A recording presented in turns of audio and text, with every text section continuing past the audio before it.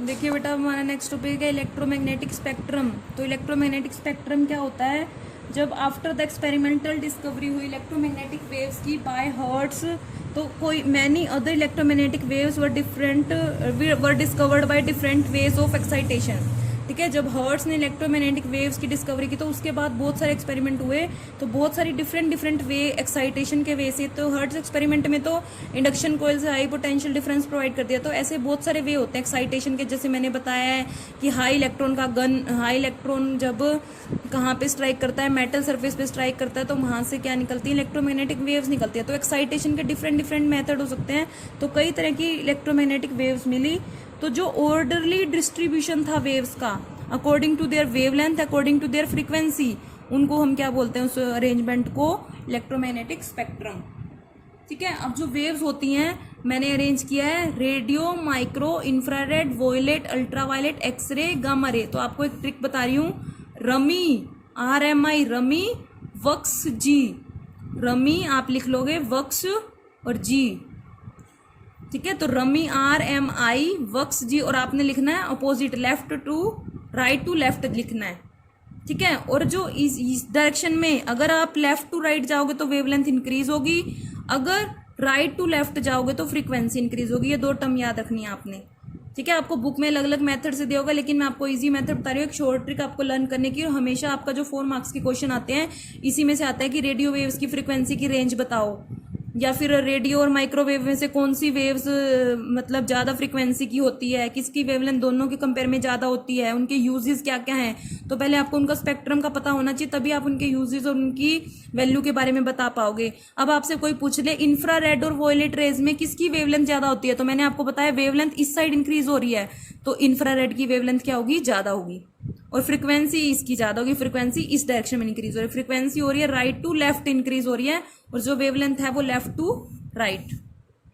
Clear? तो अब आपको एक ट्रिक बता रही हूँ, जो ऐसे आपने बॉक्स बना लेना है, रमी, वक्स जी। तो यहाँ पे लिखोगे आप 10 की पावर 3, यहाँ पे 10 की पावर -1, इस गैप पे 10 की पावर -1, यहाँ पे 10 की पावर फिर -3, -7, -7, -8। ये एक लाइन आपको याद रखनी है। दूसरी वाली लाइन फ्रीक्वेंसी आप कैसे निकालोगे? फ्रीक्वेंसी क्या होती है? Mu C by lambda. तो सी आपको है 10 की पावर 3 गिवन है, सी कितना होता है? 10 की पावर 8 में होता है, 3 इंटू 10 की पावर 8, 3 को छोड़ दो आप, लैम्डा कितना है? 10 की पावर 3, तो टोटल कितना बन गया? 10 की पावर 5। अगर एक लाइन आपको लर्न होगी तो दूसरी आप निकाल लोगे। और आप फिर रेंज भी बता सकते हो कि रेडियो वेव्स की जो वेवलेंथ है वो किस किस रेंज में है? 10 की पावर -1 टू 10 की पावर 3। ठीक है, माइक्रोवेव्स की 10⁻³ टू 10⁻⁻1, इंफ्रारेड की -7 टू -3, वॉयलेट रेस की 10 की पावर -7 टू 10 की पावर -7, इसी रेंज में ही रहती है। ठीक है, वी क्या होती है? विजिबल, वॉयलेट नहीं, sorry, visible. R means radio, M means microwaves, I means infrared, V means visible rays, U means ultraviolet UV rays, X means X rays, G means gamma rays. तो मैंने एक learn बता दिया आपको, दूसरा आप C by lambda करके value निकाल सकते हो। जैसे 10⁻⁻7 है वेवलेंथ, तो वेवलेंथ सी बाय लेमडा होती है, सी कितना? 10 की पावर 8, लेमडा कितना? -7, 7 प्लस ऊपर जाएगा 15। ठीक है, तो ये है आपकी वैल्यू, आप बता सकते हो। अब मैं आपसे पूछूं क्वेश्चन कि गामा रेज और एक्स रेज में से किसकी वेवलेंथ ज्यादा होती है, तो वेवलेंथ ज्यादा किसकी है?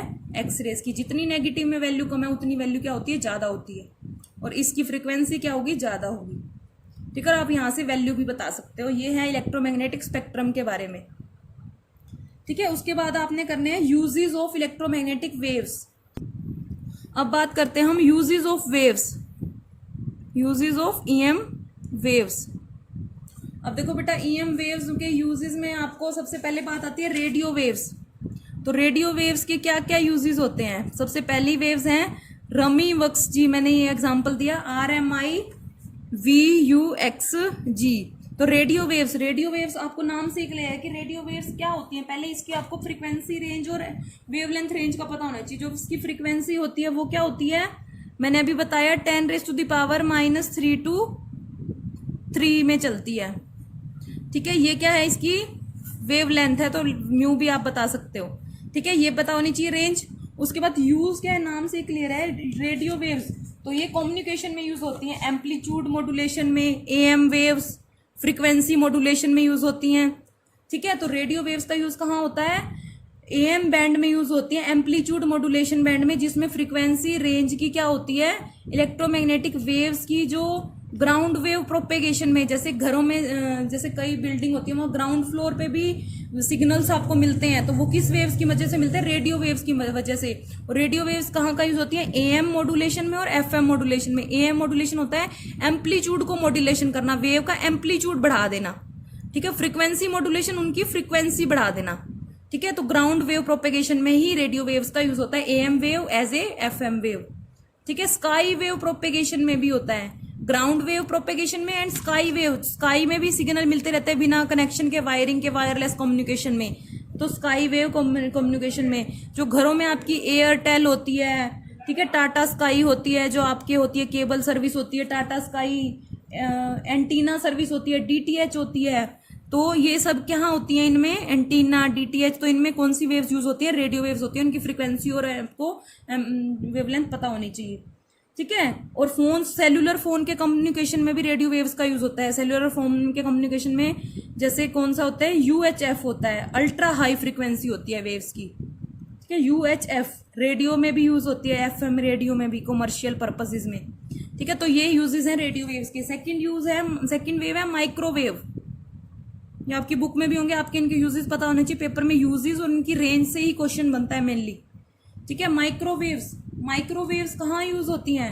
आपको पता है कुकिंग पर्पसेज में माइक्रोवेव। ओवन में कौन सी वेव्स होती हैं? ओवंस में माइक्रोवेव्स होती है कुकिंग पर्पसेज में, फूड हीटिंग और कुकिंग पर्पसेज में। ठीक है, और to measure the speed of vehicle, जैसे रोड पे आपकी कोई भी गाड़ी जा रही है तो वहां पे सेंसर लगे होते हैं, माइक्रोवेव्स होती है वहां पे, तो वहां से उस व्हीकल की स्पीड पता चल जाती है कि किस स्पीड से वो गाड़ी जा रही थी। ठीक है, और जैसे आप क्रिकेट में देखते होंगे कि जो बॉल की स्पीड होती है, टेनिस बॉल की या फिर क्रिकेट बॉल की, ऑटोमोबाइल की, तो वो मोशन में ही रडार होती है एक, उसमें माइक्रोवेव्स लगी होती है, तो माइक्रोवेव से आपको व्हीकल की स्पीड का पता चल जाता है। ठीक है, देखो रेडियो वेव्स होती हैं अल्ट्रा हाई फ्रीक्वेंसी में। सेलुलर आपकी प्रदीप की पब्लिकेशन के यूजेस आप वहां से देख लेना। तो सेलुलर फोन के कम्युनिकेशन में मैं आपको ओनली बता रही हूँ। और एफएम में, एएम में, जिसमें एम्पलीट्यूड को मॉडिफाई करना होता है, चेंज करना होता है, इंक्रीज करना होता है। ठीक है, ये मैंने बता दिया। रेडियो वेव्स होती हैं ओवंस में यूज होती हैं, जिसमें खाना बनाने पकाने में यूज होती हैं। और जैसे स्पीड, क्रिकेट बॉल की स्पीड मेजर करनी है तो वहां पे भी कौन सी वेव्स होती है? माइक्रोवेव्स होती हैं। या फिर कुछ किसी भी जैसे ट्रांसपोर्ट व्हीकल की स्पीड मेजर करनी है, स्पीड ऑफ व्हीकल, तो वहां पे भी माइक्रोवेव्स यूज होती हैं। ठीक है, एयरक्राफ्ट नेविगेशन में भी रडार सिस्टम के थ्रू एयरक्राफ्ट नेविगेशन में डायरेक्शन